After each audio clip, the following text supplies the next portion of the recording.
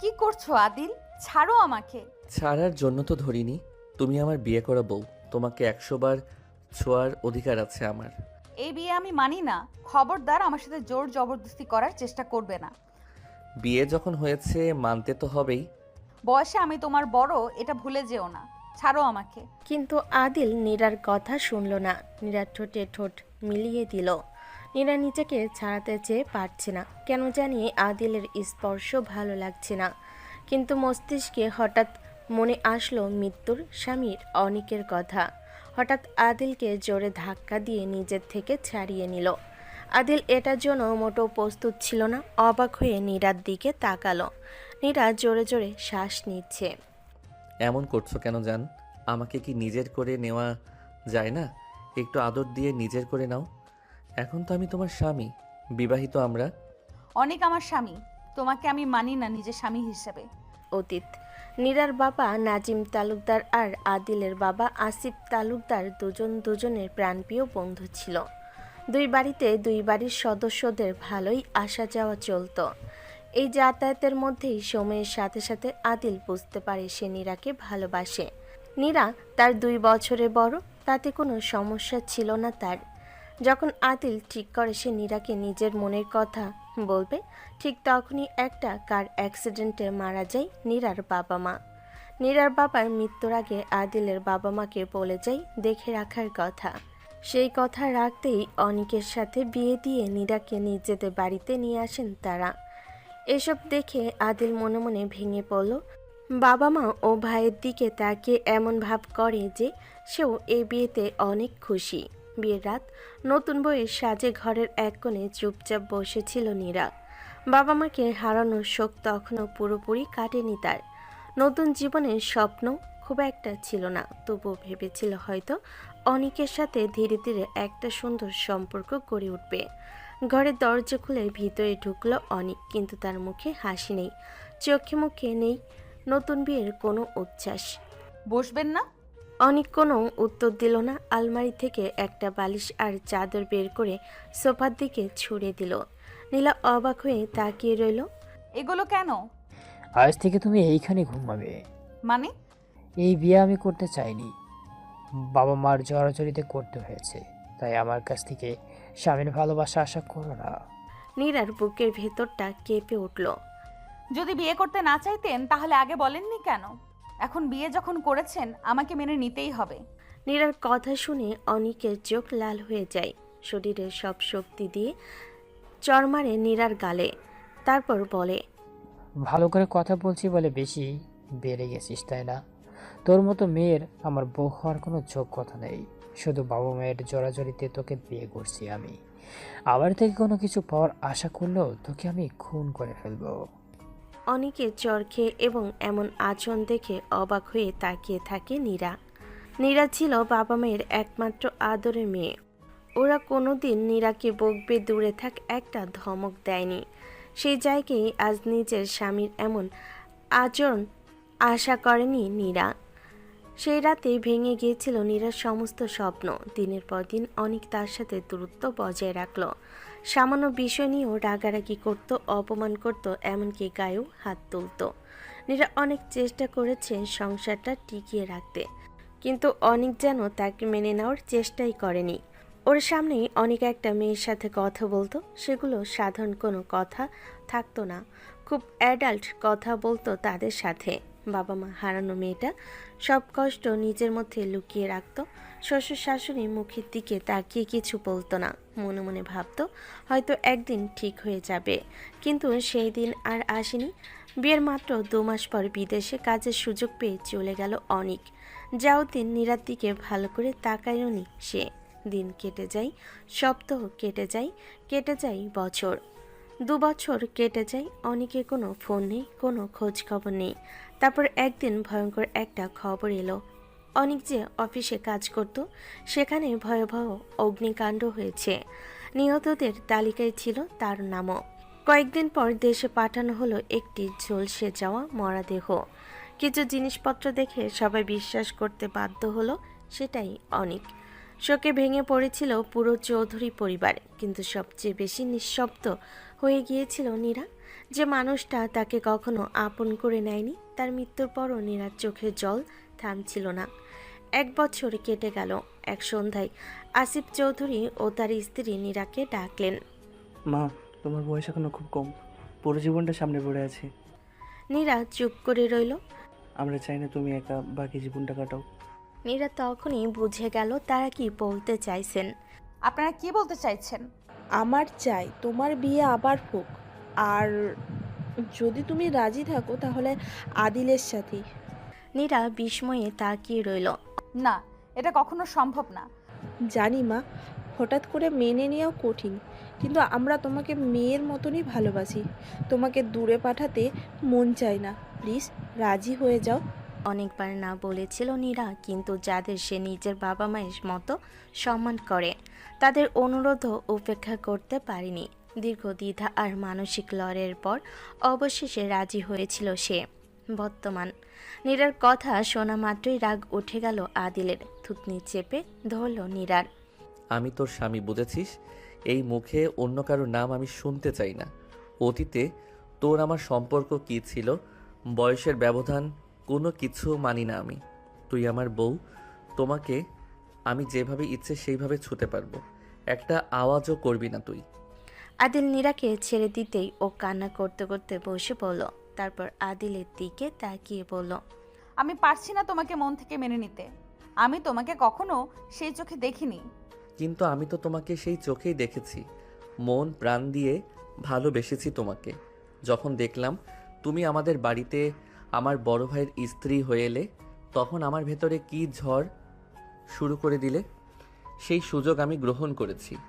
এখন নিজের স্ত্রীকে মন থেকে ভালোবেসে কাছে টেনেছি। বলো তো, এতে কি আমি এত বড় অন্যায় করেছি? আদিলের কথা শুনেও নীরার চোখের জল থামল না। সে ধীরে ধীরে বলল, ভালোবাসা জোর করে পাওয়া যায় না আদিল। আমার মনটা এখনো অতীতের ক্ষয় থেকে বের হতে পারেনি। আমাকে একটু সময় দাও। নীরার শেষ কথাগুলো শুনে আদিল কিছুক্ষণ নিশ্চুপ দাঁড়িয়ে রইল।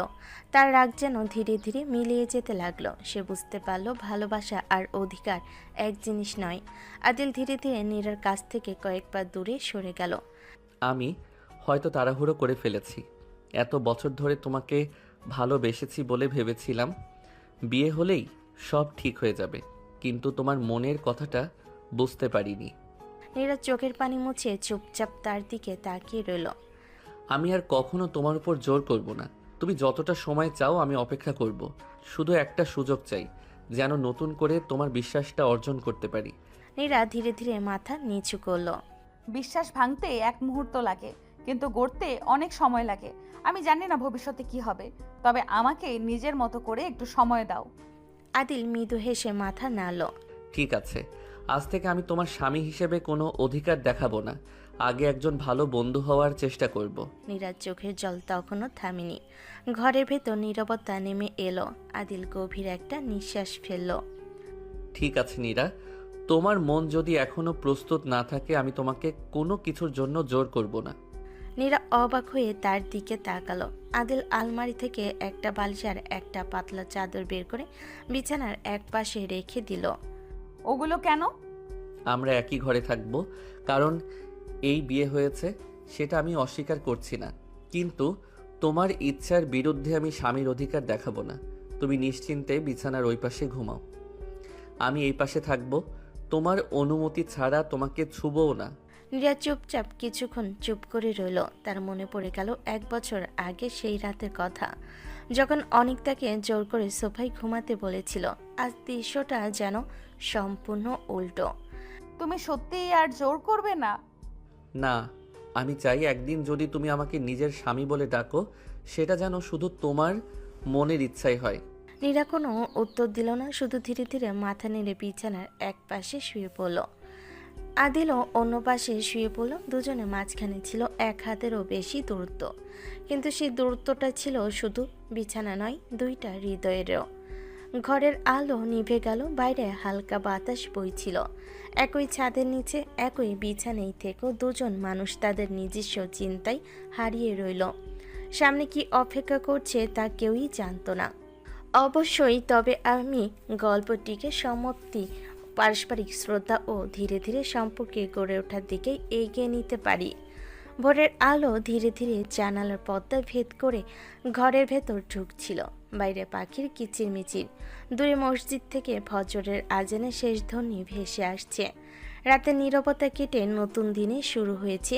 নীরার ঘুম ভাঙল। চোখ খুলে সে কিছুক্ষণ ছাদের দিকে তাকিয়ে রইল। তারপর ধীরে ধীরে মনে পড়ল এটা তার নিজের ঘর নয়। গত রাতের কথোপকথন, কান্না, দ্বিধা সবকিছু একে একে মনে পড়ে গেল। সে ধীরে পাশে তাকালো। আদিল তখনও ঘুমিয়ে আছে। নিজের পাশে গুটিসুটি মেরে শুয়ে আছে। মাঝখানে রাখা বালিশটা ঠিক আগের মতোই আছে। একবারও সেটা হারানোর চেষ্টা করেনি। নীরা অজান্তে দীর্ঘশ্বাস ফেলল। আদিল সত্যিই নিজের কথার মূল্য রাখে, নাকি শুধু গত রাতের জন্য? সে ধীরে বিছানা থেকে নেমে জানালার পাশে গিয়ে দাঁড়ালো। সকালে ঠান্ডা বাতাস তার মুখে এসে লাগলো। অনেকদিন পর তার মনে হলো গত রাত অন্তত ভয়ের মধ্যে কাটেনি। ঠিক তখনই পেছন থেকে হালকা শব্দ হলো। আদিলের ঘুম ভেঙে গেছে। সে উঠে বসে কিছুক্ষণ নীরার দিকে তাকিয়ে রইল। তারপর শান্ত গলায় বলল, সুপ্রভাত। নীরা শুধু মাথা নাড়ল। আদিল বিছানা গুছিয়ে বালিশটা আবার আলমারিতে রেখে দিল। তুমি এগুলো গুছিয়ে রাখছো কেন? ঘর যেমন দুজনের, কাজও দুজনের হতে পারে। নীরা কিছু বলল না। আদিল আলমারি থেকে নিজের কাপড় নিয়ে বলল, তুমি আগে ফ্রেশ হয়ে নাও, আমি বাইরে যাচ্ছি। তোমার সময় নিয়ে তৈরি হও। তুমি কি নিচে যাচ্ছ? হ্যাঁ, আম্মু হয়তো নাস্তার আয়োজন করছেন। যদি কেউ তোমাকে অস্বস্তিকর কিছু জিজ্ঞেস করে আমাকে বলবা। সব কিছু সামলে নেওয়ার দায়িত্ব আমার। নীরা অবাক হয়ে তাকিয়ে রইল। সব সময় আমার কথা ভাবছো কেন? আদিল কয়েক মুহূর্ত চুপ থেকে উত্তর দিল, কারণ আমি চাই না তুমি আমার জীবন থেকে হারিয়ে যাও। এত বছর যাকে ভালোবেসেছি তাকে পেয়েছি, তাকে তো হারিয়ে যেতে দিতে পারি না। তার উপর গত 1 বছরে তুমি অনেক কিছু সহ্য করেছ, আমি অন্তত সেই কষ্ট বাড়াতে চাই না। এই কথাগুলো শুনে নীরা আর কিছু বলতে পারল না। আদিল দরজার কাছে গিয়ে থামল। আর একটা কথা, নীরা হতবাক। তুমি আমাকে এখনো স্বামী হিসেবে মেনে না নিলে তাতেও সমস্যা নেই। আমি তোমাকে সময় দেব। শুধু একটা অনুরোধ, আমার কাছেই থেকো।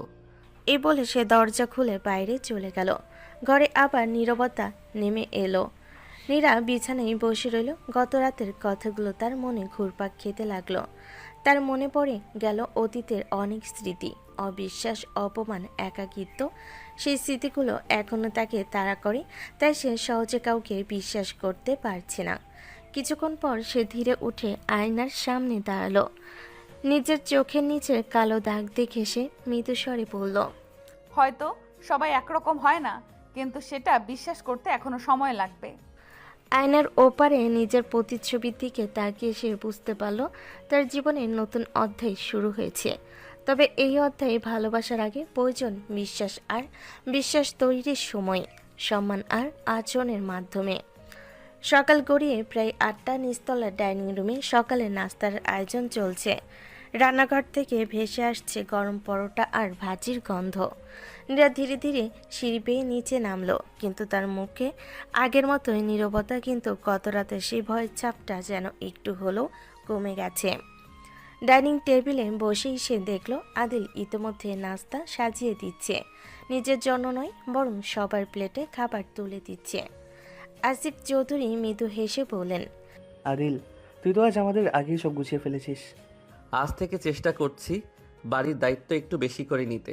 নীরা চুপচাপ নিজের চেয়ারে বসলো। আদিল তার দিকে তাকিয়ে খুব স্বাভাবিক গলায় বলল, নীরা, তুমি কি ডিম খাও নাকি শুধু সবজি নেবে? যদি কোনো কিছু পছন্দ না হয় বলো। নীরা কিছুটা অবাক হলো। প্রশ্নটা ছিল খুব সাধারণ, কিন্তু অনেক তো কোনোদিন তাকে এভাবে জিজ্ঞেস করেনি। যা আছে তাই চলবে। চলবে আর পছন্দ হবে, দুটো এক জিনিস না। আদিলের কথায় টেবিলে হালকা হাসি পরিবেশ তৈরি হলো। নীরা কিছু বলল না, তবে নিজের অজান্তে তার ঠোঁটের কোণে একটুখানি হাসি ফুটে উঠল। নাস্তা শেষ করে নীরা রান্নাঘরে প্লেট ধুতে যাচ্ছিল। ঠিক তখনই আদিল এগিয়ে এসে বলল, তুমি রেখে দাও, আমি করছি। নীরা ভুরু কুচকে বলল, সব কাজ তুমি করবে নাকি? আদিল হালকা হেসে উত্তর দিল, না, কিন্তু আজ তোমাকে করতে হবে এমন কোনো নিয়মও তো নেই। মানুষ কি বলবে? মানুষ সবসময় কিছু না কিছু বলবে, কিন্তু আমি চাই না তুমি নিজের প্রয়োজনের চেয়ে শুধু লোকের কথার জন্য কাজ করো। নীরা আর জোর করলো না, সময় চলে যায় তার আপন গতিতে। আজ নীরা আর আদিলের বিয়ের 20তম দিন। আদিল নিজের কথা রেখেছে, সেদিনের পর আর নীরাকে ছোঁয়ারও চেষ্টা করেনি। দুপুরের রোদটা জানালার ফাঁক গলে ভেতরে পড়ছে। বাড়ির সবাই যার যার কাজে ব্যস্ত। আদিল অফিসের কিছু কাগজপত্র দেখছে নিচতলায়। নীরা আদিলের ঘরটা গুছিয়ে নিচ্ছিল। বিয়ের পর এই ঘরটাতেই উঠেছে সে। কয়েকদিন ধরে শুধু প্রয়োজনীয় জিনিসগুলো ব্যবহার করেছে। অনেকের ঘর থেকে তার অনেক কিছু নিয়ে আসা হয়নি। নীরা অনেকের ঘর থেকে নিজের অনেক জিনিস নিয়ে আসতে গিয়ে আলমারির উপর একটা কার্টুন দেখতে পাই। ও একটা ছোট্ট কাঠের টুল এনে তার উপর দাঁড়ালো। ধুলো জমে থাকা সেই পুরনো কার্টুন নামাতে গিয়ে হাত ফসকে সেটা মেঝেতে পড়ে গেল। ধপ, কার্টুনের ঢাকনা খুলে গেল। একের পর এক জিনিস মেঝেতে ছড়িয়ে পড়লো। একটা পুরনো হাতঘড়ি, একজোড়া সানগ্লাস, একটা মানিব্যাগ, বিদেশে যাওয়ার আগে তোলা অনেকের পাসপোর্ট সাইজের ছবি, আর নিচে চাপা পড়েছিল একটা নীল রঙের ডায়েরি। নীরা কাঁপা কাঁপা হাতে ছবিটা তুলে নিল। মুহূর্তের মধ্যেই তার বুকের ভেতরটা কেমন যেন ভারী হয়ে গেল। অনেক। সে ধীরে ধীরে মেঝেতে বসে পড়ল। ডায়েরিটা খুলতে ভেতর থেকে একটা বোর্ডিং পাস আর বিদেশের কোম্পানির আইডি কার্ড বেরিয়ে এলো। ওগুলো হাতে নিয়ে নীরার চোখ ভিজে উঠল। তার মনে পড়ে গেল সেই দিনটা। অনেক বিমানবন্দরে যাওয়ার আগে একবারও তার দিকে ফিরে তাকায়নি, একটা বিদায় পর্যন্ত বলেনি। তবুও সে প্রতিদিন অপেক্ষা করত, হয়তো একদিন ফোন করবে, হয়তো বলবে কেমন আছো। সেই ফোন আর আসেনি, এসেছিল শুধু মৃত্যুর খবর। এতদিন শক্ত থাকার চেষ্টা করা নীরা হঠাৎই আজ নিজেকে সামলাতে পারল না। সে ডায়েরিটা বুকের সঙ্গে চেপে ধরে হাউমাউ করে কেঁদে উঠল। ঠিক তখনই বাইরে থেকে শব্দ শুনে আদিল দৌড়ে এলো। দরজাটা আধা খোলা ছিল, সে ভেতরে ঢুকেই থেমে গেল। মেঝে জুড়ে ছড়িয়ে আছে অনেকের জিনিসপত্র, আর মাঝখানে বসে কাঁদছে নীরা। আদিল এক মুহূর্তের জন্য স্থির হয়ে রইল। তার বুকের ভেতরও কষ্ট ঢেউ উঠল, কারণ সে বুঝতে পারল এই কান্না শুধু একজন মৃত মানুষের জন্য নয়, বরং ভেঙে যাওয়া একটা জীবনের জন্য। সে কোনো কথা বলল না। ধীরে ধীরে এসে নীরার থেকে একটু দূরে মেঝেতে বসে পড়ল। দুজনের মাঝখানে প্রায় 2 হাত দূরত্ব। শুধু নীরার কান্নার শব্দে ঘরটা ভারী হয়ে আছে। 5 মিনিট, 10 মিনিট আদিল একবারও কথা বলল না। একবারও বলল না কেঁদো না, একবারও না, সব ঠিক হয়ে যাবে। সে শুধু নীরা পাশে নীরবে বসে রইল। অনেকক্ষণ পরে নীরা নিজেই বলল, তুমি কিছু বলছো না কেন? আদিল উত্তর দিল, কারণ এই মুহূর্তে তোমার কথা শোনা দরকার, আমার কথা শোনার না। নীরা চোখ মুছল, তার কণ্ঠ কাঁপছে। জানো, সবাই ভাবে আমি শুধু মৃত স্বামীর জন্য কাঁদি, একটা দীর্ঘশ্বাস ফেলল। কিন্তু আমি শুধু তার মৃত্যুর জন্য কাঁদি না আদিল। আমি কাঁদি কারণ আমি প্রথমে বাবা মাকে একসাথে হারিয়েছি। তারপর অনেকের সাথে আমার বিয়ে হলো, কিন্তু কোনোদিন স্বামীর ভালোবাসা পাইনি। আমি কাঁদি সেই স্বপ্নটার জন্য যেটা বিয়ের রাতেই শেষ হয়ে গিয়েছিল। আমি কাঁদি সেই মেয়েটার জন্য যে প্রতিদিন ভাবতো হয়তো আগামীকাল সব বদলে যাবে। আদিল চুপচাপ শুনে গেল। তার চোখও ভিজে উঠেছে। সে নীরার দিকে তাকিয়ে প্রশ্ন করল, ভাইয়া তোমাকে কোনোদিন স্ত্রী সম্মান দেয়নি? আমি কখনো অনেককে ঘৃণা করতে পারিনি। কিভাবে করব? সে তো আমার জীবনের প্রথম পুরুষ ছিল। তার সাথে আমার বিয়ে হবে শুনে আমার মনে তার জন্য যে অনুভূতি তৈরি হয়েছিল সেটা কোনো অন্যায় বা পাপ ছিল? আমি তার কাছে শুধু একটা উত্তর জানার ছিল, আমি কি এমন ভুল করেছিলাম যে মানুষটা আমাকে এত অপছন্দ করত? কথাগুলো বলতে বলতে সে আবার ভেঙে পড়ল। আদিল নিজের 2 হাত শক্ত করে মুঠো করল। তার খুব ইচ্ছে হচ্ছিল নীরার মাথায় হাত রেখে সান্ত্বনা দিতে, কিন্তু সে নিজেকে থামিয়ে দিল। মনে মনে বলল, না, ও নিজে থেকে না চাইলে আমি কিছুই করব না। কিছুক্ষণ পরে সে ধীরে বলল, একটা কথা বলবো? নীরা মাথা নাড়ল। তুমি কোনো ভুল করনি। নীরা তাকালো। ভাইয়া মানুষে অমানুষের মতো আচরণ করেছে, তার দোষ তোমার নয়। তুমি যথেষ্ট চেষ্টা করেছিলে, কিন্তু একটা সম্পর্ক একা একজন মানুষ টিকিয়ে রাখতে পারে না। নীরা নিঃশব্দে শুনছিল। আর একটা কথা, সে একটু থামল। আমি চাই না তুমি তোমার অতীত ভুলে যাও। কারণ সেটা তোমার জীবনের অংশ। আমি শুধু চাই সেই অতীত যেন তোমার ভবিষ্যৎটা কেড়ে না নেয়। নীরার চোখ দিয়ে আবার জল গড়িয়ে পড়ল, কিন্তু এবার সেই কান্নার মধ্যে আগের মতো অসাধ্য ছিল না, ছিল একটা অদ্ভুত শান্তি, অতীত থেকে বের হয়ে আসার ক্ষুদ্র চেষ্টা। সে ধীরে ধীরে অনেকের ছবিটা বাক্সে রেখে দিল, তারপর প্রথমবার নিজের ইচ্ছায় বাক্সটা আদিলের দিকে বাড়িয়ে দিয়ে বলল, এগুলো তুমি কি আলমারিতে তুলে রাখবে? আজ আমার দ্বারা আর হবে না। আদিল বাক্সটা হাতে নিল, এক মুহূর্ত চুপ থেকে বলল, যেদিন তুমি চাইবে সেদিন এগুলো আবার দেখো, আর যদি কোনো দিন না দেখতে চাও তাহলেও এগুলো থাকবে, কারণ স্মৃতি লুকিয়ে ফেললে মুছে যায় না। নীরা মৃদু মাথা নাড়ল। আদিল বাক্সটা আলতো করে আলমারির উপর রেখে দিল। বেরিয়ে যাওয়ার আগে সে শুধু বলল, তুমি যদি একা থাকতে চাও আমি নিচে আছি, আর যদি মনে হয় কাউকে দরকার শুধু একবার ডাক দিও। সে দরজাটা আস্তে করে বন্ধ করে বেরিয়ে গেল। দরজাটা বন্ধ হওয়ার পর নীরা দীর্ঘক্ষণ স্থির হয়ে বসে রইল। আজ প্রথমবার সে অনুভব করলো কেউ তাকে বদলে দিতে চাইছে না, কেউ তার অতীত কেড়ে নিতে চাইছে না, শুধু একজন মানুষ ধৈর্য ধরে তার পাশে দাঁড়িয়ে আছে। নীরা জানালার বাইরে তাকিয়ে আস্তে করে বলল, আদিল তুমি সত্যিই অন্যরকম। তার নিজের অজান্তেই আদিলের প্রতি জমে থাকা দূরত্বটা আরেকটু কমে গেল। কয়েকদিন পরের ঘটনা। সকাল থেকেই চৌধুরী বাড়িতে ব্যস্ততা। আজ আসিফ চৌধুরীর এক ঘনিষ্ঠ আত্মীয়র ছেলের গায়ে হলুদ। পরিবারের সবাই সেখানে যাবে। নীরা নিজের ঘরে আলমারির সামনে দাঁড়িয়েছিল, কি পরবে বুঝতে পারছিল না।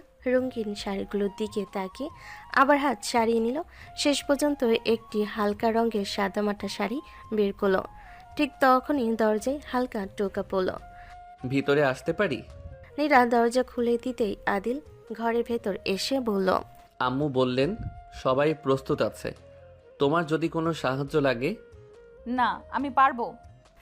আদিল মাথা নেড়ে চলে যেতে গিয়েও থেমে গেল। একটা কথা বলি, বলো। আজ কেউ যদি এমন কিছু বলে যাতে তোমার খারাপ লাগে, একা সহ্য করার চেষ্টা করবে না, উত্তর দিয়ে আসবে, দরকার পড়লে আমাকে জানাবে। নীরা অবাক হয়ে তার দিকে তাকালো। সবাইকে কি থামাতে পারবে? না, কিন্তু কেউ তোমাকে অপমান করলে চুপ করে দাঁড়িয়ে থাকবো না।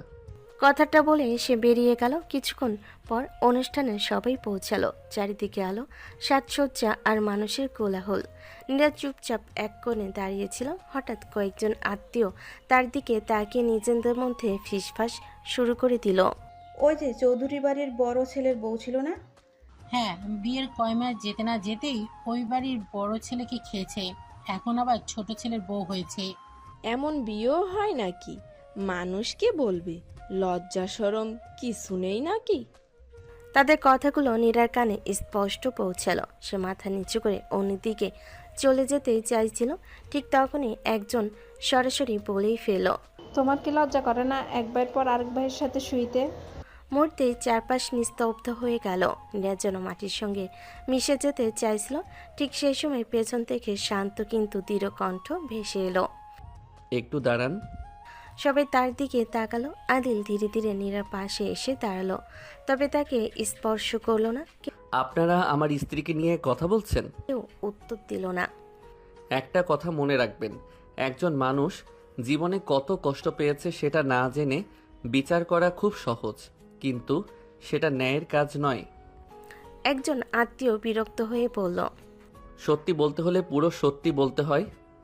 আমার ভাই মারা যাওয়ার পর এই মেয়েটা 1 বছর ধরে আমাদের বাড়িতে থেকেও কখনো নিজের কষ্টের কথা বলেনি।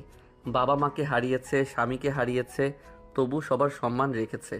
আমার বাবা মায়ের কথা রাখতে এই বিয়েতে রাজি হয়েছে। সে সব কথা বাদ, কোথায় লেখা আছে একটা মেয়ে তার প্রথম স্বামী মারা গেলে দ্বিতীয় বিয়ে করতে পারবে না? আর যদি সে নতুন জীবন শুরু করার চেষ্টা করে তাতে লজ্জার কি আছে? লোকজন চুপ হয়ে গেল। আদিল আবার বলল, আপনারা যদি তাকে সম্মান দিতে না পারেন অন্তত অসম্মান করবেন না, কারণ তাকে অসম্মান করা মানে আমার পরিবারকে অসম্মান করা। চারপাশে নীরবতা নেমে এলো। কেউ আর একটি কথাও বলল না। নীরা এতক্ষণ মাথা নিচু করে দাঁড়িয়েছিল, তার চোখ ভিজে উঠেছে। অনুষ্ঠান শেষ হওয়ার আগেই সে চুপচাপ বাড়ি ফিরে এলো। নিজের ঘরে ঢুকে দরজা বন্ধ করে দিল। বিছানায় বসতে চোখের পানি আর আটকে রাখতে পারল না। সে ফুপিয়ে ফুপিয়ে কাঁদতে লাগলো। কিছুক্ষণ পর দরজায় আস্তে টোকা পড়ল। নীরা, আমি কি ভেতরে আসতে পারি? নীরা কোনো উত্তর দিল না। আদিল আবার বলল, আমি ভেতরে আসছি না, শুধু একটা কথা বলতে এসেছি। ভেতর থেকে কান্নার শব্দ ছাড়া আর কিছুই শোনা গেল না। আজকের কথাগুলো তোমার খুব কষ্ট দিয়েছে জানি, কিন্তু একটা কথা মনে রেখো, মানুষের কথায় তোমার মূল্য কমে যায় না। নীরা ধীরে ধীরে দরজা খুলল। তার চোখ লাল হয়ে আছে। তুমি সবার সামনে আমার হয়ে কথা বললে কেন? আদিল শান্ত গলায় বলল, কারণ তুমি আমার স্ত্রী। আমার স্ত্রীকে আমার সামনে অপমান করবে আর আমি চুপ করে বসে থাকবো, এমন কাপুরুষ আদিল চৌধুরী না। সবাই তো হাসছিল। হাসুক, আমি চাই না আমার পাশে থাকা মানুষটা নিজেকে একা ভাবুক। নীরার চোখ আবারও ভিজে উঠল। আমি তোমার এত ভালোবাসার কোনো প্রতিদান দিতে পারছি না। আমি তোমার কাছ থেকে কোনো প্রতিদান চাই না, শুধু চাই তুমি নিজেকে দোষী ভাবা বন্ধ করো। আমি পারি না। আজ না পারলে কাল পারবে, কাল না পারলে 1 মাস পরে। আমি অপেক্ষা করতে পারি। নীরা প্রথমবার নিজের ইচ্ছায় তার চোখের দিকে তাকালো। সে চোখে কোনো দাবি নেই, কোনো অধিকার দেখানোর চেষ্টা নেই, শুধু আন্তরিকতা। অনেকক্ষণ নীরব থাকার পর সে আস্তে করে বলল, ধন্যবাদ। আদিল হালকা হেসে বলল। নীরার ঠোঁটের কোণে ক্ষীণ একটা হাসি ফুটে উঠল। এটা তোমার প্রাপ্য ছিল। আদিল নীরার একটু কাছে এসে চোখের পানি মুছে দিয়ে দুহাত নীরার মুখের উপরের দিকে তুলে কপালে আর গালে চুমু এঁকে দেয়। তারপর চুপচাপ ঘর থেকে বেরিয়ে যায়। নীরা গালে হাত দিয়ে অবাক হয়ে আদিলের চলে যাওয়ার দিকে তাকিয়ে থাকে। তার চেয়েও বেশি অবাক হয় আস্ত আদিল তাকে জিজ্ঞেস না করেই তার কপালে আর গালে চুমু খেয়েছে। তার তো রাগ হওয়া উচিত, কিন্তু তা হচ্ছে না কেন? নীরা বিড়বিড় করে বলল, হয়তো আমি এখনো তোমাকে ভালোবাসতে পারিনি, কিন্তু আজ তোমার চুমুতে আমার অস্তিত্ব অনুভব হয়নি। কিন্তু আজ তোমার চুমুতে আমার অস্বস্তি অনুভব হয়নি, বরং ভালো লাগা তৈরি হয়েছে। তোমার জন্য আমার মনে অনুভূতি জন্ম নিয়েছে। নীরা বুঝতে পারল তার নিজের অজান্তে বুকের ভেতর জমে থাকা বরফ যেন ছোট্ট একটা ফাটল ধরল। সেই ফাটল দিয়ে ধীরে ধীরে প্রবেশ করতে শুরু করলো আদিল চৌধুরী নামের এক পুরুষ। গায়ে হলুদের ঘটনার পর আরও কয়েকদিন কেটে গেছে। নীরার মনে এখনও অনেক দ্বিধা, অনেক অজানা প্রশ্ন, কিন্তু একটা বিষয় সে বুঝতে শুরু করেছে। আদিলের কথাগুলো শুধু মুখের কথা নয়, তার কাজেও সেই আন্তরিকতা আছে। সকালে নরম রোদ জানালা দিয়ে ঘরে ঢুকেছে। নীরা চুল শুকাতে শুকাতে বারান্দায় দাঁড়িয়ে আছে। নিচের বাগানে আদিল গাছে পানি দিচ্ছে। নীরা কিছুক্ষণ তাকিয়ে থেকে নিচে নেমে এলো। আদিল নীরাকে দেখে হেসে বলল, ঘুম ভাঙলো অবশেষে? আমি তো অনেক আগেই উঠেছি, এতক্ষণ বারান্দায় দাঁড়িয়েছিলাম। বারান্দায় দাঁড়িয়ে দাঁড়িয়ে আমাকে দেখতেছিলে? নীরা হঠাৎ অপ্রস্তুত হয়ে গেল। কে বলেছে? আমি তো বাগান দেখছিলাম। আমার দিকে 5 মিনিট তাকিয়ে থাকলে আমার বুঝতে অসুবিধা হয় না? নীরা মুখ ফিরিয়ে অন্যদিকে তাকালো। নিজেকে খুব সুন্দর ভাবো, তাই না? আমি শুধু সুন্দর না, সেই লেভেলের হ্যান্ডসাম। ভার্সিটিতে থাকতে আমাকে দেখে সব মেয়েরা আমাকে দেখে ক্রাশ খায়। নীরা হেসে প্রশ্ন করলো, ও তাই নাকি? তা কয়টা প্রেম করছিলা? একটাও না। ও মা, কেন? এত মেয়ে তোমার উপর ক্রাশ খেয়েছে, তার মধ্যে একটা মেয়ের সাথে তো প্রেম করতে পারতে। ক্রাশ খেয়ে তো ঠিক আছে, কিন্তু সবগুলো ধোঁকা ছিল। কি ধোঁকাবাজি করেছো? আর বলো না, একবার একটা মেয়ে আমাকে রক্ত দিয়ে চিঠি লিখে দিয়েছিল।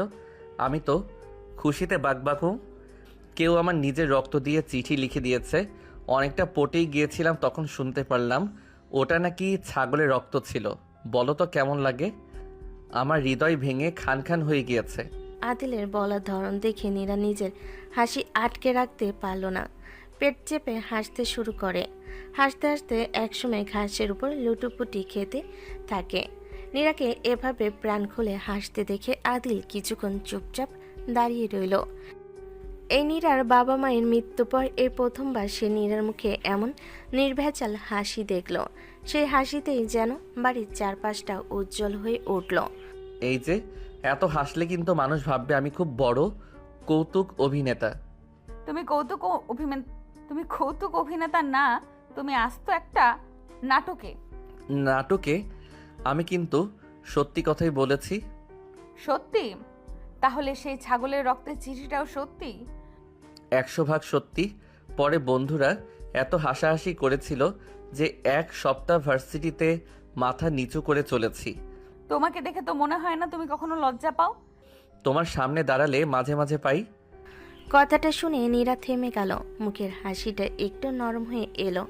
কয়েক মুহূর্ত দুজনের চোখ এক হলো, তারপর তারা অন্যদিকে তাকিয়ে নিজের চুলগুলো কানের পিছনে সরিয়ে নিল। আচ্ছা, এত কথা বলো কিভাবে? তুমি চুপচাপ থাকো বলেই। দুজনই যদি চুপ থাকি তাহলে এই বাড়িটা কবরস্থানের মতো লাগবে। তা ঠিক। হঠাৎ আদিলের চোখ পড়ল বাগানের এক কোণে ফুটে থাকা একটা সাদা ফুলের দিকে। সে গিয়ে আলতো করে একটি ফুল তুলে আনলো। এই ফুলটা তোমার জন্য। আমার জন্য কেন?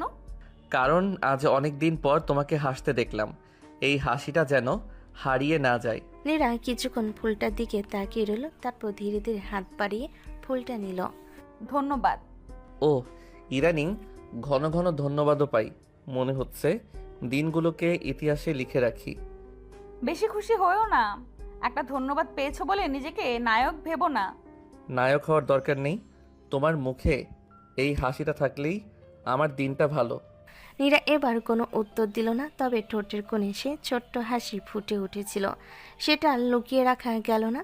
দূর থেকে হালকা বাতাস এসে দুজনের মাঝের অস্বস্তিটুকু যেন একটু একটু করে উড়িয়ে নিয়ে গেল। নতুন সম্পর্কের পথটা এখনও দীর্ঘ, কিন্তু আজ সেখানে প্রথমবারের মতো স্বস্তির একটা ছোট্ট আলো জ্বলে উঠল। নীরা দুপুরে রান্নাঘরে চা বানাচ্ছিল। আদিল চুপচাপ এসে দরজায় ভর দিয়ে দাঁড়ালো। 1 কাপ চা কি এই গরিব ছেলেটাও পেতে পারে? গরিব? হ্যাঁ, কারণ আমাকে তো কেউ নিজের হাতে চা বানিয়ে দেয় না, নিজে একা একাই খাচ্ছে। নীরা কাপ এগিয়ে দিল। নাও। আদিল এক চুমুক দিয়ে মুখ কুঁচকে ফেলল। কি হলো? চিনি কোথায়? নীরা বিস্মিত হয়ে আদিলের হাত থেকে কাপ নিয়ে চুমুক দিল। কই, সব কিছু একদম ঠিকই আছে। আদিল নীরার হাত থেকে কাপটা নিয়ে চুমুক দিয়ে বলল, এখন একদম পারফেক্ট হয়েছে। তোমার ঠোঁটের ছোঁয়ায় চা এখন অমৃত হয়ে গিয়েছে। আবার শুরু হলো। আমি রান্না করব, বিরক্ত করো না, এখান থেকে যাও। আদিল ভদ্র ছেলের মতো রান্নাঘর থেকে বের হয়ে যায়, তবে বের হতে হতে বিড়বিড় করে বলল, কবে যে ওই ঠোঁটের ছোঁয়া নিজের ঠোঁট পাবো? আদিল কথাগুলো আস্তে বলল, নীরা শুনতে পায়। যা শুনে লজ্জায় নীরার গাল দুই লাল হয়ে যায়। সে সাথে নীরা বুঝতে পারে সে আস্তে আস্তে আদিলের প্রেমে পড়ছে। রাতে ঘুমানোর আগে আদিলের বই পড়ার অভ্যাস। বিছানার উপর বসে বই পড়ছিল নীরা। নিচে বিছানা পেতে শুয়ে আছে আদিল। হঠাৎ বিদ্যুৎ চলে যাওয়ায় পুরো ঘর অন্ধকার হয়ে গিয়েছে। আদিল শোয়া থেকে উঠে ডয়ার থেকে একটা ছোট্ট টর্চ বের করে জ্বালিয়ে দিল। তারপর কয়েকটা মোমবাতি এনে টেবিলে রাখলো। নাও, এখন পড়তে পারবে। তুমি উঠে গেলে কেন? তুমি পড়ো, আমি এখানেই আছি, দরকার পড়লে ডাকো। নীরা কিছুক্ষণ তাকিয়ে রইল, তারপর বইটা পাশে রেখে প্রথমবার নিজের ইচ্ছেই বলল, এখন পড়তে ইচ্ছে করছে না, এদিকে বসো না, গল্প করি। আদিল অবাক হয়ে তাকালো। আমাকে বলছো তোমার সাথে গল্প করতে? হ্যাঁ। আদিল বিছানার অন্য পাশে যথেষ্ট দূরত্ব রেখে বসে পড়ল। দুজন অনেকক্ষণ ছোটবেলার গল্প, স্কুলের দুষ্টামি আর পূর্ণস্মৃতি নিয়ে কথা বলল। হাসতে হাসতে কখন যে সময় কেটে গেল কেউ টেরি পেল না। ঘুমানোর আগে নীরা আদিলের হাত ধরে আস্তে করে বলল, জানো আদিল, আগে মনে হতো তোমার পাশে থাকলে অস্বস্তি লাগবে। আদিল চুপচাপ শুনছিল, কিন্তু এখন মনে হয় তোমার পাশে থাকলে মনটা শান্ত থাকে। আদিলের চোখে আনন্দের ঝিলিক ফুটে উঠল, তবু সে মৃদু হেসে বলল, এই কথাটাই আজকের সবচেয়ে বড় উপহার। নীরা লজ্জায় মাথা নিচু করে ফেলল। তার ঠোঁটে কোণে ধীরে ধীরে ফুটে উঠল এক টুকরো মিষ্টি হাসি। ঘরে মোমবাতিগুলো ধীরে ধীরে শেষ হয়ে আসছে। বাইরে হালকা বাতাসে জানালার পর্দা তুলছে। গল্প করতে করতে কখন যে রাত আরও গভীর হয়ে গেছে কেউ খেয়ালই করেনি।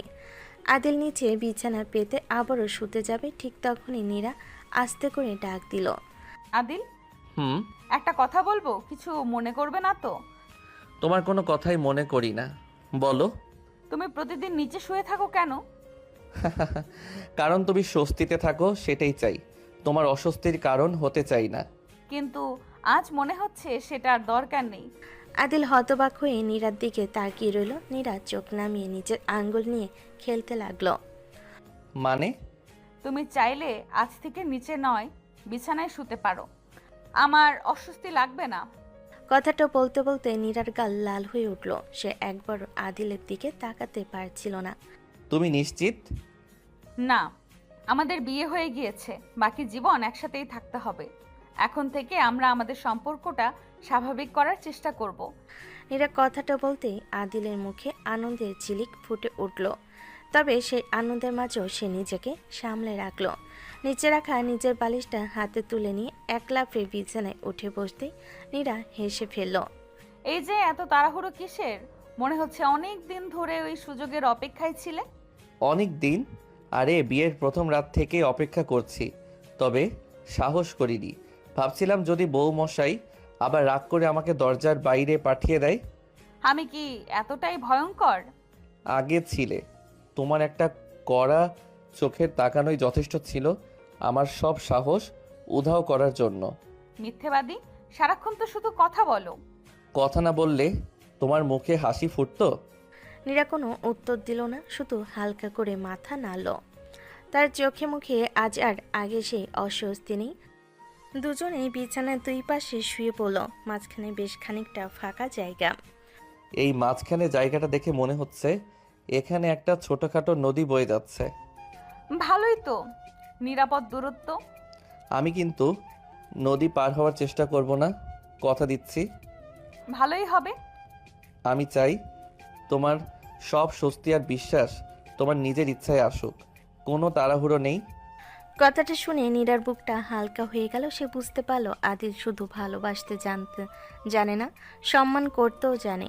কিছুক্ষণ নীরবতা, বাইরে ঝিঝি পোকার ডাক ভেসে আসছে। মোমবাতির আলো ক্রমশ ছোট হয়ে আসছে। আদিল, ধন্যবাদ। আবার ধন্যবাদ? আজকাল তো আমার ভাগ্যই খুলে গেছে। এবারে ধন্যবাদটা অন্যরকম। কেন?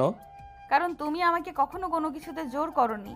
আমি যখন রাগ করেছি তুমি ধৈর্য ধরেছো, আমি যখন কেঁদেছি তুমি পাশে থেকেছো, আর আজ আমি নিজের ইচ্ছায় তোমাকে পাশে থাকতে বলেছি। আদিলের চোখে এক মুহূর্তের জন্য জল চিকচিক করে উঠল। সে দ্রুত অন্যদিকে তাকিয়ে হাসল। জানো, আজ আমার মনে হচ্ছে আমি পৃথিবীর সবচেয়ে ভাগ্যবান মানুষ। আবার নাটক শুরু? নাটক না, সত্যি। আচ্ছা, একটা প্রশ্ন করি। করো। তুমি সব সময় এত হাসি খুশি থাকো কিভাবে?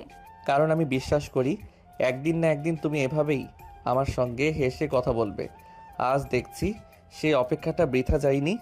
নীরা লজ্জের চোখ বন্ধ করে ফেলল। ঠোঁটের কোণে মিষ্টি একটা হাসি ফুটে উঠল। বাইরে তখন হালকা বাতাস বইছে। ঘরের ভেতরেও যেন অচেনা দূরত্বের বদলে এক নতুন স্বস্তি জন্ম নিয়েছে। তারা দুজনেই নিজেদের জায়গায় শুয়ে রইল। গল্প করতে করতে ধীরে ধীরে গভীর রাত হলো। সেই রাতের সবচেয়ে বড় পরিবর্তন ছিল একই বিছানা নয়, বরং একই বিশ্বাসের পথে তাদের প্রথম শান্ত পদক্ষেপ। পরদিন ভোর, জানালার ফাঁক দিয়ে নরম রোদ ঘরের ভেতর ঢুকছে। নীরা ঘুম থেকে উঠে কিছুক্ষণ চুপচাপ আদিলের দিকে তাকিয়ে রইল। আদিল তখনও ঘুমিয়ে আছে, মুখে একদম শিশুর মতো শান্ত একটা হাসি। নীরা মনে মনে বলল, কি অদ্ভুত মানুষ!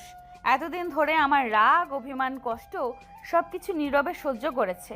কখনো নিজের ভালোবাসা চাপিয়ে দেয়নি, বরং অপেক্ষা করেছে শুধু আমার একটা হাসির জন্য। নীরার বুকের ভেতরটা কেমন যেন হালকা কেঁপে উঠল। নিজের অজান্তে তার ঠোঁটে একটা মিষ্টি হাসি ফুটে উঠল। ঠিক তখনই আদিলের ঘুম ভেঙে গেল।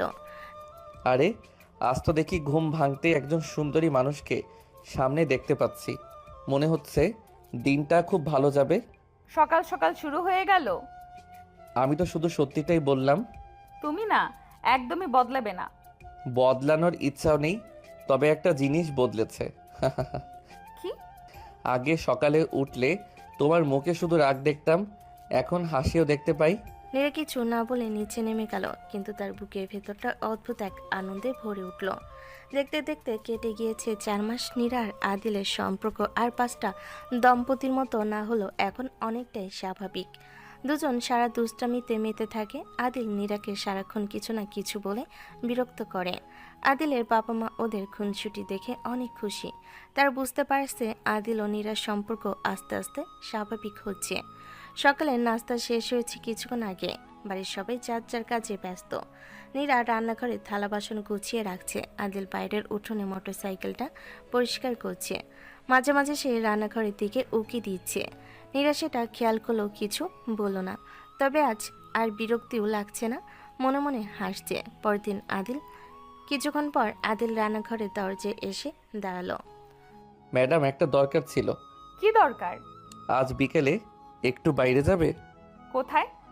সেটা এখনই বলে দিলে সারপ্রাইজ থাকবে। তোমার সারপ্রাইজ মানে কোনো না কোনো দুষ্টুমি। আরে না, আজ একদম ভদ্র ছেলে হয়ে থাকবো। কোনো দুষ্টুমি না, কোনো বাড়াবাড়ি না, শুধু তোমাকে নিয়ে একটু ঘুরে আসবো। আমি তো এমনিতেই খুব একটা বাইরে যাই না। সবাই আমাকে দেখলে অনেক রকম কথা বলে। কে কি বলবে, কে কি ভাববে সে নিয়ে জীবন চলবে না, তাই বলছি এসব চিন্তা না করে বাহিরে চলো। চার দেয়ালের মধ্যে থাকলে মনটা আরও ভারী হয়ে যায়। একটু খোলা বাতাসে গেলে হয়তো ভালো লাগবে। যদি তোমার ইচ্ছে হয় শুধু তখনই যাব। যদি তোমার ইচ্ছে হয়, এই কথাটা নীরার কানে বারবার বাজলো। আদিল সবসময় তার সিদ্ধান্তকে গুরুত্ব দেয়। নীরা কিছুক্ষণ চুপ থেকে বলল, আচ্ছা যাব। সত্যি? এত অবাক হচ্ছ কেন? কারণ ভাবিনি এত সহজে রাজি হয়ে যাবে। আমি তো না শুনে একটা বড় বক্তৃতা দেওয়ার প্রস্তুতি নিয়ে এসেছিলাম। আমার বক্তৃতা শুনতে আমার একদম ভালো লাগে না। আচ্ছা, তাহলে আজ থেকে বক্তৃতা বন্ধ। সেটা তুমি পারবে না। ঠিক ধরেছ। 5 মিনিট চুপ থাকলে আমার দম বন্ধ হয়ে আসে। নীরা আবারও হেসে ফেল। আদিল মনে মনে বলল, এই হাসিটা আল্লাহ যেন কোনো দিন মুছে না যায়। বিকেলে নরম রোদ। নীরা একটা হালকা আকাশি রঙের একটা সালোয়ার কামিজ পরে বেরিয়ে এলো। খোলা চুল, হালকা বাতাস লাগছে। তাকে দেখে আদিল কয়েক সেকেন্ড চুপ করে রইল। এইভাবে তাকিয়ে আছো কেন? ভাবছি তোমাকে নিয়ে বাইরে গেলে সবাই আমার দিকেই তাকাবে। কেন? কারণ সবাই ভাববে এত সুন্দর একজন মানুষের পাশে দাঁড়িয়ে থাকা ছেলেটা নিশ্চয়ই অনেক ভাগ্যবান। তুমি প্রশংসা করতে একটুও ক্লান্ত হও না? সত্যি কথা বলতে ক্লান্তি লাগে না। তোমার কথাগুলো বিশ্বাস করা কঠিন। আজ না হয় কঠিনই থাক, একদিন সহজ হয়ে যাবে। আদিল মোটরসাইকেলের পাশে গিয়ে হেলমেটটা এগিয়ে দিল। এই নাও, আগে এটা পরো। তুমি? আমারটাও আছে। নিরাপত্তার ব্যাপারে কোনো ছাড় নেই। নীরা অবাক হয়ে হেলমেট হাতে নিল। সে ভেবেছিল আদিল হয়তো শুধু ঘুরতে যাওয়ার কথাই ভাববে, কিন্তু প্রথমেই তার নিরাপত্তার কথা ভেবেছে। তুমি সত্যিই অন্যরকম। এটা প্রশংসা? হয়তো। বাহ, আজকে তো একদিনেই অনেক বড় বড় পুরস্কার পেয়ে গেলাম। নীরা মাথা নেড়ে হেসে মোটরসাইকেলে উঠে বসলো। কিছুটা ইতস্তত করে সে পেছনে বসলো। আদিল ইঞ্জিন চালু করার আগে শুধু একবার বলল, আমাকে ধরে বসো, নয়তো আমি বাইক টান দিলে তুমি পড়ে যাবে। হুম। নীরা আদিলকে পেছন থেকে শক্ত করে জড়িয়ে ধরে। আদিল মুচকি এসে মোটরসাইকেল চালু করে। আদিলের মোটরসাইকেল এগিয়ে যেতে থাকলো, সেই সাথে দুজনের সম্পর্ক আরও এক ধাপ এগিয়ে যায়। ঘোরাঘুরি শেষে নীরা বিকালে নাস্তা রেডি করতে রান্নাঘরে যায়। আদিলের মা বারবার নিষেধ করলেও কথা শোনেনি। নীরার নাস্তা বানাতে বানাতে বারবার আদিলের কথাগুলোই মনে পড়ছে। নীরা মনে মনে বলল, আমি কি তাহলে আদিলকে ভালোবেসে ফেলেছি? নিজেই প্রশ্ন করলো, নিজেই উত্তর দিল। হ্যাঁ, ভালোবেসে ফেলেছি। না হলে ওকে না দেখলে এত খারাপ লাগবে কেন? ওর হাসি দেখলে আমার এত ভালো লাগে কেন? ওর কথা ভাবতেই মনটা এত শান্ত হয়ে যায় কেন? নীরা হাঁড়িতে নাড়তে নাড়তে হঠাৎ নিজের অজান্তেই হেসে ফেল। ঠিক তখনই পাশ দিয়ে যাচ্ছিল আদিল। কি ব্যাপার, একা একা হাসছো কেন? আমাকে নিয়ে কোনো ষড়যন্ত্র হচ্ছে নাকি? না, কিছু না। কিছু তো আছেই, তবে থাক, যখন বলতে ইচ্ছে করবে তখন বলো। এই কথাটাই যেন নীরাকে আরও সাহস দিল। বিকেলের দিকে ছাদে হালকা বাতাস বইছে। ছাদ বাগানে থাকা ফুলের গন্ধে চারপাশ ভরে গেছে। নীরা বারবার সিদ্ধান্ত নিচ্ছে আজকেই বলবে। আর লুকিয়ে লাভ নেই। মানুষটা এতদিন ধরে নিজের অনুভূতি লুকিয়ে রেখেছিল শুধু আমার জন্য। আজ আমার পালা। নীরা ধীরে ধীরে বাগানের দিকে হাঁটতে লাগলো। আদিল গাছ নিয়ে ব্যস্ত ছিল। নীরাকে ওর সামনের দিকে আসতে দেখে জিজ্ঞেস করলো, এই যে আজ নিজে থেকে এদিকে? হ্যাঁ, তোমার সঙ্গে একটা কথা ছিল। এত সিরিয়াস মুখ কেন? আমি আবার কোনো অপরাধ করেছি নাকি? না, আজ তুমি শুধু আমার কথা শুনবে, মাঝে একটাও কথা বলবে না। আচ্ছা, কথা দিলাম। নীরা গভীর একটা নিঃশ্বাস নিল। বুকের ভেতর হৃদস্পন্দন যেন হঠাৎ স্পষ্ট শোনা যাচ্ছে। আদিল, তুমি জানো আমার অতীত কি, আর আমাদের বিয়েটা কোন পরিস্থিতিতে হয়েছে? আমি সত্যি বলছি, আমি প্রথমে এই বিয়েটা মন থেকে মেনে নিতে পারিনি। তোমাকে দেখলেই আমার রাগ হতো। বারবার মনে হতো তুমি যদি বিয়েতে রাজি না হতে তাহলে আমাদের বিয়েটা হতো। সমাজের কটু কথার হাত থেকে বাঁচতে পারতাম। আমি এটাও ভেবেছিলাম তোমার সাথে আমার বিয়ের পরের জীবনটা আরো ভয়ঙ্কর হতে চলেছে। আদিল চুপচাপ শুনছে। কিন্তু ধীরে ধীরে বুঝলাম তুমি আমার জীবন ভয়ঙ্করের বদলে আরো সুন্দর করে দিয়েছো। তুমি সবসময় আমার পাশে থাকতে চেয়েছো। আমি যখন কেঁদেছি তুমি সান্ত্বনা দিয়েছো। আমি যখন চুপ থেকেছি তুমি অপেক্ষা করেছো। আমি যখন রাগ করেছি তুমি হাসি মুখে সহ্য করেছো। নীরা এবার এক মুহূর্ত থামল, চোখে লাজুক আলো। আর সেই অপেক্ষার কাছে আমি হেরে গেছি আদিল। আদিল বিস্ময়ে অস্থির হয়ে রইল। আজ সারাদিন নিজের মনকে অনেক প্রশ্ন করেছি। তারপর বুঝেছি আমি আর শুধু তোমাকে সম্মান করি না, আমি তোমাকে খুব ভালোবেসে ফেলেছি। কথাটা বলেই নীরা লজ্জায় মাথা নিচু করে ফেল। তার হাত দুটো কাঁপছে। আদিল কিছুক্ষণ কোনো কথাই বলতে পারল না। অবাক নয়নে নীরার দিকে তাকিয়ে থেকে তারপর চিৎকার করে বলল, তুমি সত্যি বলছো? আল্লাহ, তুমি আমার দোয়া কবুল করেছো। আমি যাকে এতদিন ভালোবেসেছি সেও আজ আমাকে ভালোবেসেছে। আমি এত খুশি কোথায় রাখবো? আদিলের মুখে সেই শিশুসুলভ আনন্দ দেখে নীরার আর লজ্জা সামলাতে পারল না। এতদিন যে মানুষটা শুধু তার হাসিটুকুর জন্য অপেক্ষা করেছে, আর যে মানুষটাই খুশিতে ছোট্ট ছেলের মতো আচরণ করছে। একটা কথা কতবার বলাতে চাও? 100 বার, 1000 বার, সারা জীবন শুনতে চাই। তুমি সত্যি একটা পাগল। হ্যাঁ, আমি পাগল, তবে শুধু একজনের জন্য। নীরা মাথা নিচু করে ফেলল, তার ঠোঁটের কোণে মিষ্টি একটা হাসি। আদিল কয়েক কদম এগিয়ে এলো, কিন্তু আগের মতোই একটা নিরাপদ দূরত্ব বজায় রেখে থেমে গেল। নীরা, একটা কথা বলবো? তোমার হাতটা একটু ধরতে পারি? প্রশ্নটা শুনে নীরার বুকটা কেঁপে উঠল। এতদিনের স্বামী তবু আজ অনুমতি চাইছে। নীরা ধীরে ধীরে নিজের ডান হাতটা বাড়িয়ে দিল। আজ আর অনুমতি চাইতে হবে না। আদিল খুব আলতো করে নীরার হাতটা নিজের হাতে নিল, যেন ভয় পাচ্ছে একটু শক্ত করে ধরলেই এই মুহূর্তটা ভেঙে যাবে। জানো, আমি কতবার কল্পনা করেছি এই মুহূর্তটা, কিন্তু বাস্তবে এটা এত সুন্দর হবে কখনো ভাবিনি। আমি দুঃখিত আদিল। দুঃখিত? কেন? তোমাকে অনেক কষ্ট দিয়েছি, অনেক রাগ করেছি, অনেক কটু কথা বলেছি। তুমি যদি সেদিন আমার উপর রাগ করতে তাহলে হয়তো আজ আমি এই মানুষটাকে চিনতেই পারতাম না। তুমি জানো আমি কেন কখনো রাগ করিনি? কেন? কারণ আমি জানতাম তুমি আমার উপরে রাগ করনি। তুমি রাগ করেছিলে তোমার ভাগ্যের ওপর, তোমার পরিস্থিতির উপর। আমি যদি তখন তোমার রাগের জবাবে রাগ করতাম তাহলে তোমার কষ্টটা আরও বেড়ে যেত। নীরার চোখ ভিজে উঠল। সে আর নিজেকে সামলাতে পারল না। সে ধীরে ধীরে এক পা এগিয়ে এসে আদিলের বুকের উপর মাথা রেখে দাঁড়ালো। ধন্যবাদ আমার জীবনে আসার জন্য। আদিল এক মুহূর্তের জন্য স্থির হয়ে গেল, তারপর খুব সাবধানে খুব সম্মানের সঙ্গে নীরা মাথায় আলতো করে হাত রাখলো। আলহামদুলিল্লাহ, আজ মনে হচ্ছে আমার সব অপেক্ষার দাম পেয়ে গেলাম। দুজনে কিছুক্ষণ নিশ্চুপ দাঁড়িয়ে রইল। চারপাশে শুধু বাতাসের শব্দ আর ফুলের মিষ্টি গন্ধ।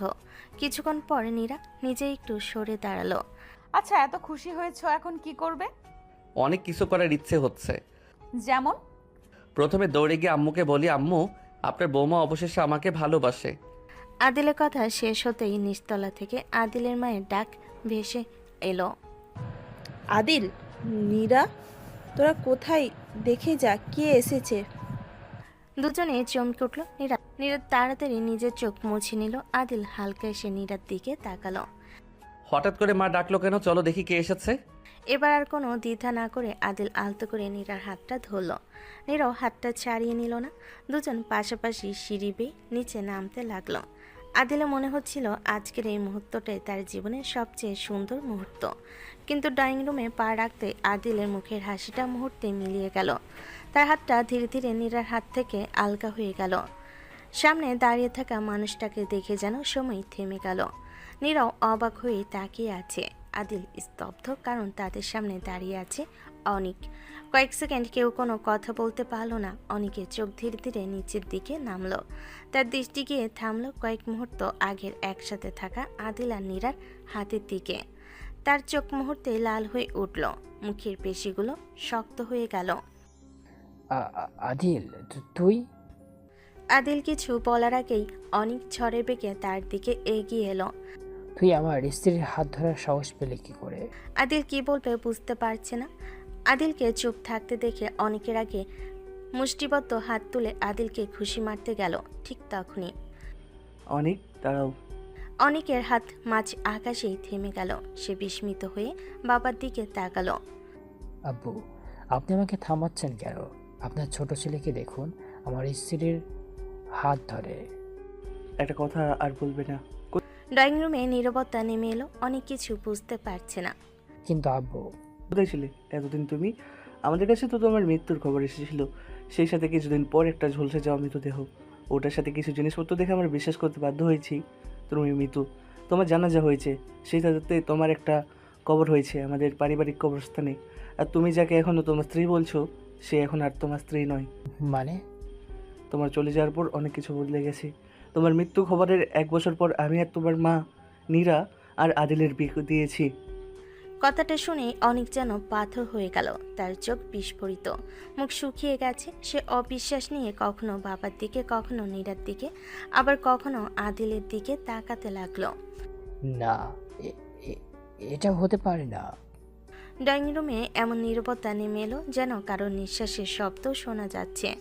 নীরা একদম স্থির, তার চোখ বিস্ফোরিত, মুখে কোনো অভিব্যক্তি নেই, যেন মুহূর্তের মধ্যে তার চারপাশের পৃথিবী থেমে গেছে। না, এটা হতে পারে না। নীরা আমার স্ত্রী, ও আমার ছাড়া অন্য কারোর হতে পারে না। বাস্তবতা মেনে নাও অনেক। তোমার মৃত্যুর খবর আমরা নিজেরা তৈরি করিনি। অফিস থেকে খবর এসেছিল, সরকারি কাগজপত্র এসেছিল, তোমার জিনিসপত্র এসেছিল, আমরা তোমার জানাজাও করিয়েছি। আমি মারিনি, আমি বেঁচে আছি। তাহলে আমার স্ত্রীকে অন্য কারোর সঙ্গে বিয়ে দিলেন কিভাবে? যখন একজন মানুষকে মৃত ঘোষণা করা হয়, তখন তার পরিবার সেই বিশ্বাস নিয়েই সামনে এগোয়। আমরা নীরের পুরো জীবনটা একা নষ্ট হতে দিতে চাইনি। আমার অনুমতি ছাড়া আমার স্ত্রী বিয়ে দিলেন? ভাইয়া, চুপ, একদম চুপ। তুই একটা কথাও বলবি না। আদিল আর কোনো উত্তর দিল না। সে শুধু নীরব হয়ে দাঁড়িয়ে রইল। আমি তোকে নিজের ভাই ভাবতাম, আর তুই আমার স্ত্রীর স্বামী সেজে বসে আছিস। আমি কখনো কারো সংসার ভাঙতে চাইনি। তাই বলে বিয়ে করলি কেন? কারণ সবাই বিশ্বাস করেছিল তুমি আর বেঁচে নেই। আর এই সিদ্ধান্ত শুধু আমার ছিল না।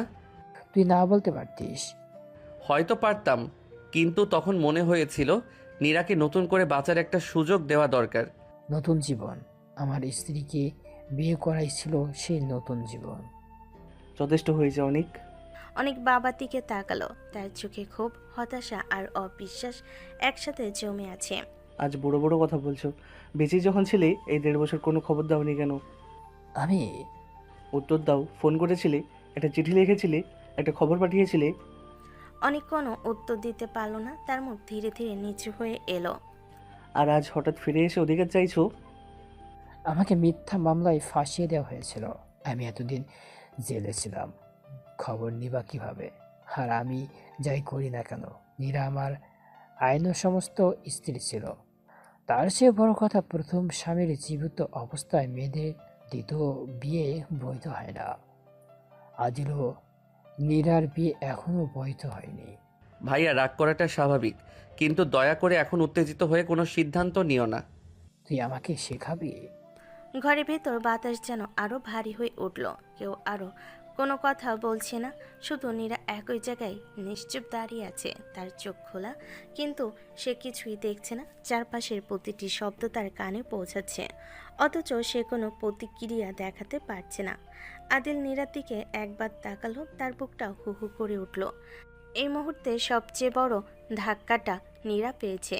ঠিক তখনই কথাগুলো যখন নীরাকে নিয়েই হচ্ছে, তাহলে ওকেই ডিসিশন নিতে দেওয়া হোক। নীরাই ঠিক করবে ও কার সাথে থাকবে।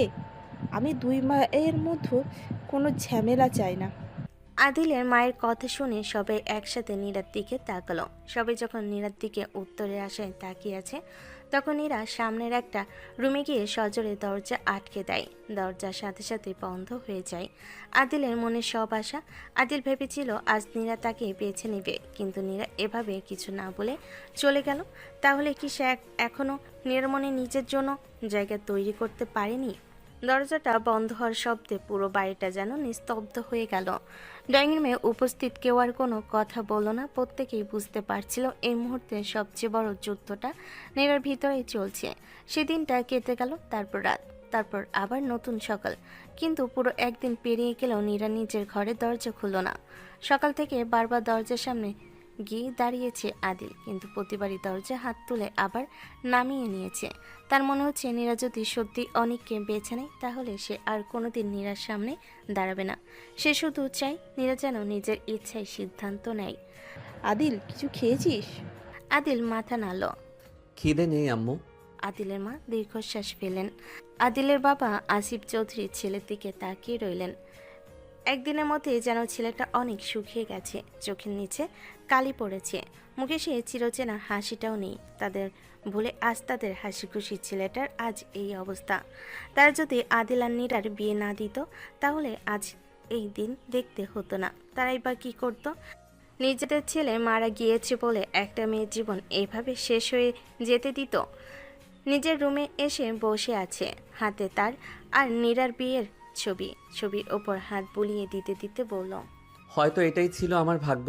আল্লাহ আমাকে ওকে ভালোবাসার সুযোগ দিয়েছিলেন, কিন্তু পাওয়ার ভাগ্য দেননি। তাও আমি খুশি, 6 মাসের জন্য তো তোমাকে কাছে পেয়েছি। তুমি যদি ভাইয়ার সাথে খুশি থাকো, আমি একটা অভিযোগও করব না।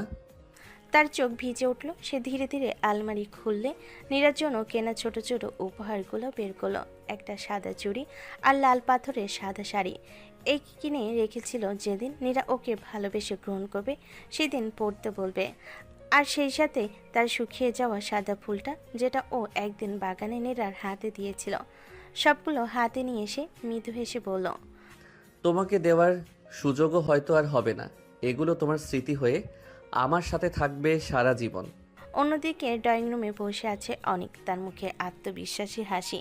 সে মনে মনে ধরে নিয়েছে, নীরা নিশ্চয়ই আমার কাছে ফিরে আসবে। ও তো একসময় আমার স্ত্রী ছিল, এত অপমান করতো, তাও তো আমার পায়ের কাছে বসে থাকতো। এখন যত অভিমান থাকুক, শেষ পর্যন্ত আমার কাছে আসবে। অনেকের মুখে অনুতাপের কোনো ছাপ নেই, বরং তার চোখে মুখে ফুটে উঠেছে নিজের হারানো অধিকার ফিরে পাওয়ার এক ধরনের আত্মবিশ্বাস। কিন্তু সত্যিটা সম্পূর্ণ ভিন্ন। সে নীরাকে ভালোবেসে বা তাকে ফিরে পাওয়ার আশাই আসেনি। তার ফিরে আসার পেছনে লুকিয়ে আছে এক স্বার্থপর পরিকল্পনা। আসল ঘটনা হলো, নীরাকে বিয়ে করার আগে অনিকের সঙ্গে ইলা নামের একটি মেয়ের প্রেমের সম্পর্ক ছিল। কিন্তু অনিকের বাবা আসিফ চৌধুরী স্পষ্ট জানিয়ে দিয়েছিলেন, নীরাকে বিয়ে না করলে তিনি ছেলেকে কোনো সম্পত্তি দেবেন না। সেই সম্পত্তির লোভেই অনিক নীরাকে বিয়ে করে। তবে বিয়ের পর সে কোনোদিন নীরাকে স্ত্রীর প্রাপ্য সম্মান, ভালোবাসা বা অধিকার দেয়নি। কয়েক মাস পর সুযোগ বুঝে সে ইলাকে নিয়ে বিদেশে চলে যায় এবং সেখানে বিয়ে করে নতুন সংসার শুরু করে। এরপর নিজের পরিকল্পনাকে সফল করতে 2 বছর পর সে নিজের মৃত্যুর ভুয়া খবর ছড়িয়ে দেয়। তার ধারণা ছিল তার মৃত্যুর খবর শুনে বাবা মা একসময় নীরার আবার বিয়ে দিয়ে দেবেন। তারপর অনেক বছর পর সে দেশে ফিরে এসে নানা মন গড়া গল্প শুনিয়ে বাবা মাকে বিশ্বাস করিয়ে নেবে। এতে একদিকে যেমন বাবার সম্পত্তিও তার হাতছাড়া হবে না, অন্যদিকে নীরা নামের দায় থেকেও সে মুক্তি পাবে। কিন্তু জীবনে হিসেব সবসময় মানুষের পরিকল্পনা মেনে চলে না। অনিকের সাজানো পুরো পরিকল্পনায় ভেঙে পড়ে, যার জন্য সে সব কিছু বিসর্জন দিয়েছিল। সেই দ্বিতীয় স্ত্রী ইলা একদিন তার সমস্ত টাকা পয়সা ও মূল্যবান জিনিসপত্র নিয়ে নিজের প্রেমিকের সঙ্গে পালিয়ে যায়। সেদিনই মনে মনে অনুচক কষে ফেলে অনিক। ইলা আমাকে ঠকিয়েছে, সব টাকা সব গহনা নিয়ে প্রেমিকার সঙ্গে পালিয়েছে। কিন্তু আমার জীবন এখানে শেষ নয়। এখন আমার হাতে একটা বড় সুযোগ আছে। নীরা তার বাবা মায়ের একমাত্র মেয়ে। ওদের মৃত্যুর পর সব সম্পত্তির মালিক এখন নীরাই। যদি আবার নীরাকে নিজের জীবনে ফিরিয়ে আনতে পারে, তাহলে সে সম্পত্তির উপর আমার অধিকার তৈরি হবে। সে আয়নার সামনে দাঁড়িয়ে নিজের চেহারা ঠিক করতে থাকে। এবার আমাকে বদলে যাওয়ার স্বামীর অভিনয় করতে হবে, অনুতপ্ত হতে হবে। চোখের পানি আনতে হবে, সবাইকে বিশ্বাস করাতে হবে যে আমি শুধুই নীরাকে ভালোবাসি। একবার নীরা আমাকে ক্ষমা করে দিলেই বাকিটা খুব সহজ হবে। বর্তমান দুপুর গড়িয়ে বিকেল। আদিলের মা খাবারের ট্রে নিয়ে নীরার দরজার সামনে এলেন। আস্তে করে দরজায় নক করলেন। মা, একটু দরজা খোলো। কোনো উত্তর নেই। সারাদিন কিচ্ছু খাওনি, অন্তত একটু পানি খাও। তবু কোনো ভেতর থেকে শব্দ এলো না। তার চোখ ভিজে উঠল। দূরে দাঁড়িয়ে সব দেখছিল আদিল। সে ধীরে ধীরে এগিয়ে এলো, মায়ের হাত থেকে ট্রেটা নিয়ে দরজার সামনে মেঝেতে রেখে দিল। তারপর দরজার দিকে তাকিয়ে খুব শান্ত গলায় বলল। নীরা, কয়েক সেকেন্ড নীরবতা। তোমার উপর অনেক বড় চাপ পড়েছে। তুমি যেই সিদ্ধান্ত নাও না কেন আমি সেটা মেনে নেব। বিশ্বাস করো, আমি একটু অভিযোগ করব না তোমার কাছে। শুধু নিজের যত্ন নিও, খাবারটা খেয়ে নিও। তোমার যদি আমার সাথে কথা বলতে ইচ্ছে না করে বলো না, তবু আমি চাই না তুমি নিজেকে কষ্ট দাও।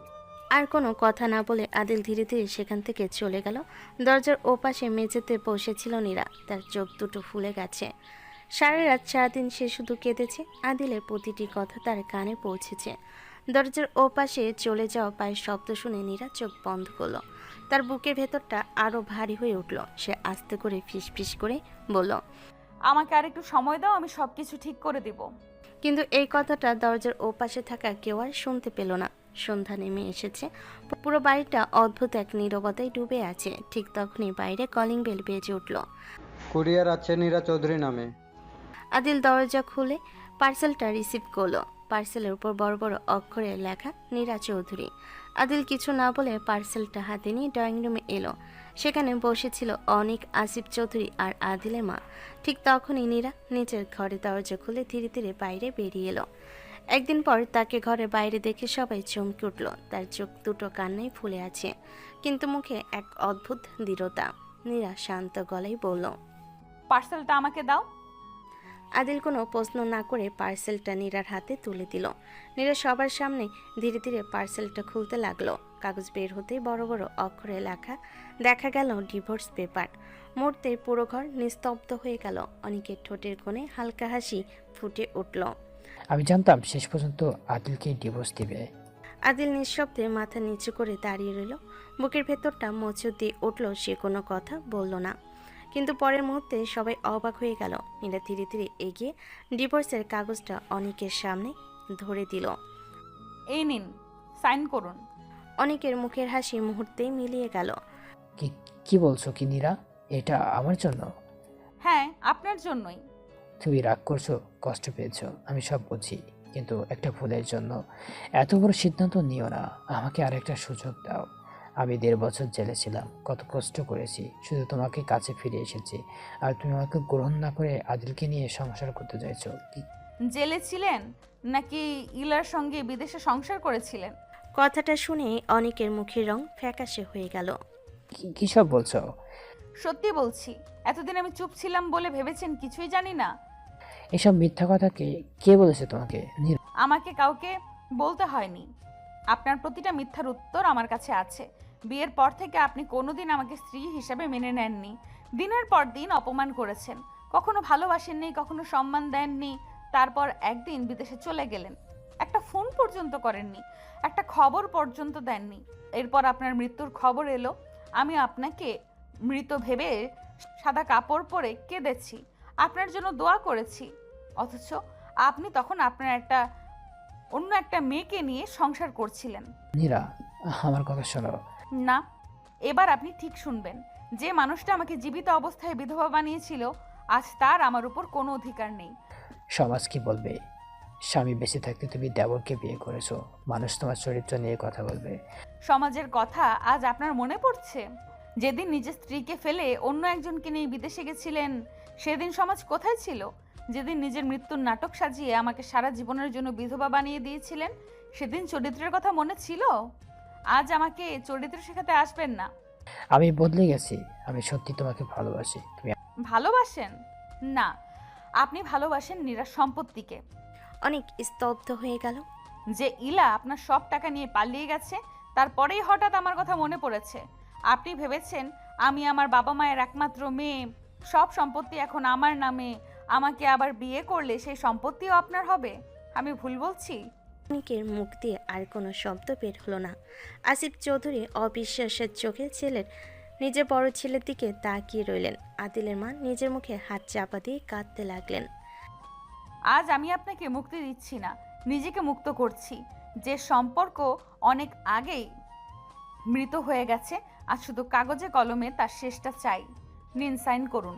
আমার সাথে এমন করতে পারো না। আমি এটার শেষ দেখে ছাড়বো।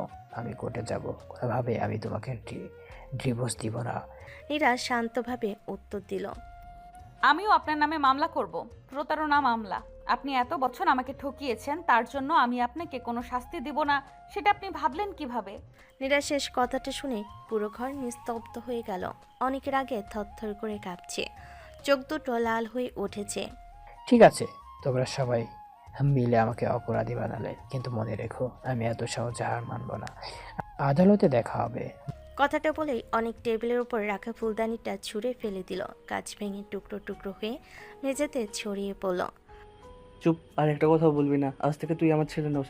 যে ছেলে নিজের স্ত্রীকে প্রতারণা করে বাবা মায়ের বিশ্বাস ভেঙে নিজের মৃত্যুর নাটক সাজাই, তাকে আমি ছেলে বলতে লজ্জা পাই। বাবা, আমাকে বাবা বলে ডাকবি না। বের হয়ে যা, এই মুহূর্তে আমার বাড়ি থেকে বের হয়ে যা। তোর জন্য একটা নিষ্পাপ মেয়ের জীবন নষ্ট হয়েছে।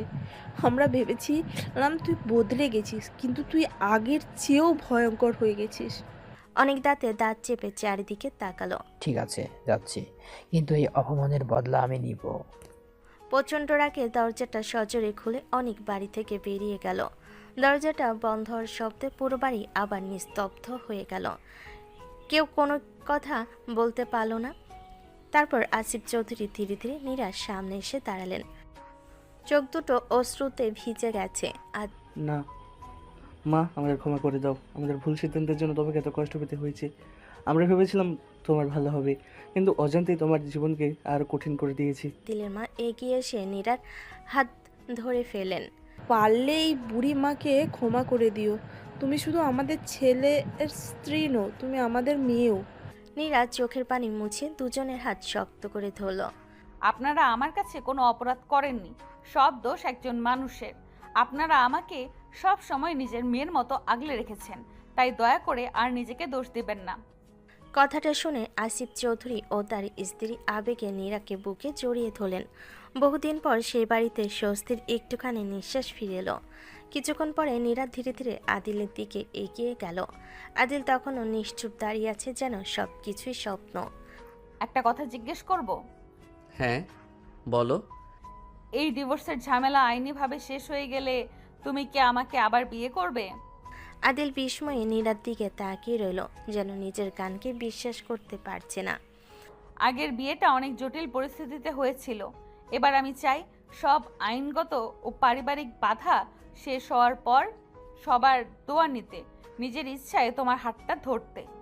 আদিলের চোখ ভিজে উঠল, মুখে অনেকদিন পর সেই চেনা হাসিটা ফিরে এলো। তুমি যদি সত্যি আমাকে তোমার জীবনসঙ্গী হিসেবে চাও, তাহলে আমি জীবনের শেষ দিন পর্যন্ত তোমার পাশে থাকব। নীরা লাজুক হেসে মাথা নিচু করলো। চারিদিকে উপস্থিত সবার চোখে তখন আনন্দের অশ্রু। বহু ঝড়ের পর অবশেষে তাদের জীবনে নতুন ভোরের আলো জেগে উঠল। অনেক ঝড়ঝাপটার পর অবশেষে সব আইনি জটিলতার অবসান হয়েছে। সাক্ষ্য প্রমাণের ভিত্তিতে অনেকের শাস্তি হয়েছে, আর পরিবারের সবার দোয়া ও সম্মতিতে নতুন করে সম্পূর্ণ বৈধভাবে নীরা আর আদিলের নিকাহ সম্পন্ন হয়েছে। সন্ধ্যা গড়িয়ে রাত বাড়ির সবাই নতুন দম্পতিকে দোয়া করে নিজ নিজ ঘরে চলে গেছে। ধীরে ধীরে নিজের ঘরের দরজা খুলল আদিল। বুকের ভেতরটা তখনও কাঁপছে। এত সুখ যে মানুষকে কাঁদিয়ে দিতে পারে, সেটা আজ সে বুঝতে পারছে। ঘরে ঢুকতেই তার চোখ পড়ল বিছানার উপর।